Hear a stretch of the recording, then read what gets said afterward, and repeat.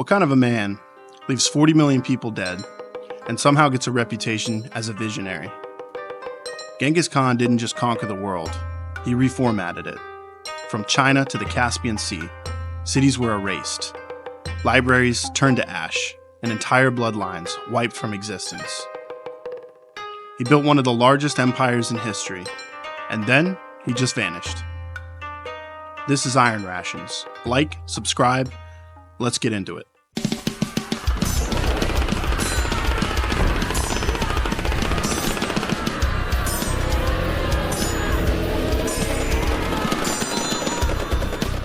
His name was Temujin, born around 1162 in Mongolia, son to a tribal chieftain poisoned by rivals.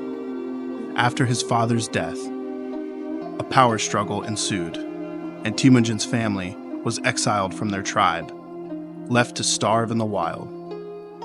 Just a kid, forced to become a man and provide for what was left of his family. By age 10, he'd kill his own half-brother with a bow, after learning he was hoarding food from them. He didn't grow up learning leadership. He grew up learning survival, and that violence is how you get ahead in the harsh steps. He dreamed of vengeance and making his mark.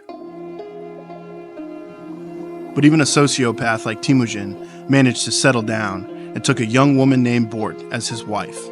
Yes, even this guy could manage to get a girl to love him, and you can't even lock in one Tinder date. Pathetic. But this was a strategic alliance as much as a romantic one. When Bort was kidnapped by a rival tribe, the Merkits, Temujin didn't hesitate. He united a small warband, including his blood brother, Jamuka, and his father-in-law, Togrul, to rescue her. They launched a night raid. No mercy. Look, they messed with the Khan's girl. There was absolutely no quarter given. Bort was freed, and the men who fought beside Temujin, they stayed. Loyalty in the steppe was earned with blood. From there, he began pulling tribes together, not just through fear, but through merit. He promoted men based on skill, not bloodline, a direct challenge to centuries of tribal aristocracy. Warriors flocked to him, others plotted against him. Haters do be hating. Jamuka, once his closest ally, turned on him. They clashed. Things did not go Temujin's way at first, but he learned, adapted, and when it was time for round 2, he crushed him. He had officially become Genghis Khan, the universal ruler. Fast forward to 1215. The Mongols, once nomads who'd never even seen a stone wall, now surrounded Zhongdu. That's modern-day Beijing. Genghis adopted siege weaponry from captured Chinese and Muslim engineers, catapults, battling rams, and flaming oil. The city fell. It's said the streets ran red for days, children nailed to walls, a population in the hundreds of thousands gone. Genghis didn't just win with arrows, he won with fear. Towns that resisted him were slaughtered. Those that surrendered were often spared.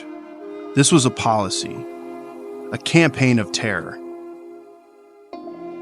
Some might even say an early form of psychological warfare. Word spread fast on the Silk Road. Resist and you'll vanish. Submit and you might live. It worked. Look, let's not sugarcoat this. The Mongol war machine wasn't just brutal, it was intentionally horrifying. There are accounts of captured nobles being boiled alive in cauldrons, children being used as bait. Mass rapes were not just tolerated, they were rewarded.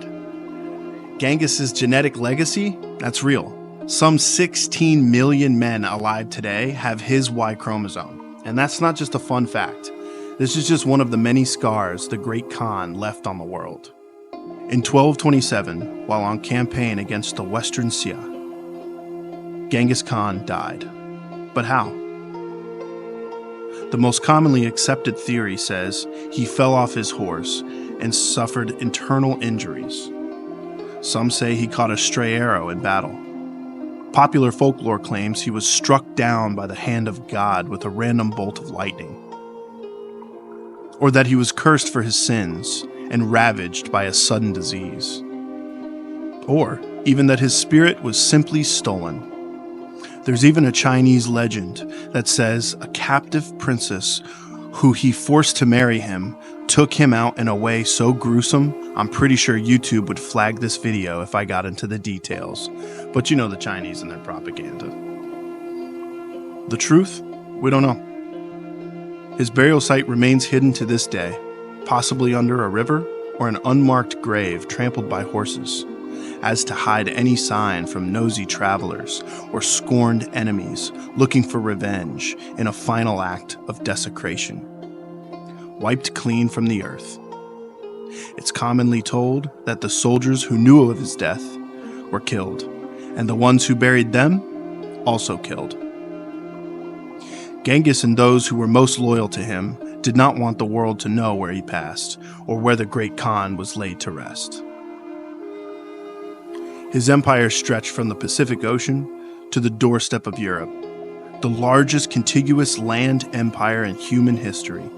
Trade routes opened, technology spread, cultures merged. So, visionary or genocidal maniac? Genghis Khan remade the world, but he did it with fire, ash, and bone. That's all for now. This is Iron Rations. Thank you for watching. And if you enjoyed this video, please like and subscribe. I'll see you in the next one. Christ is King.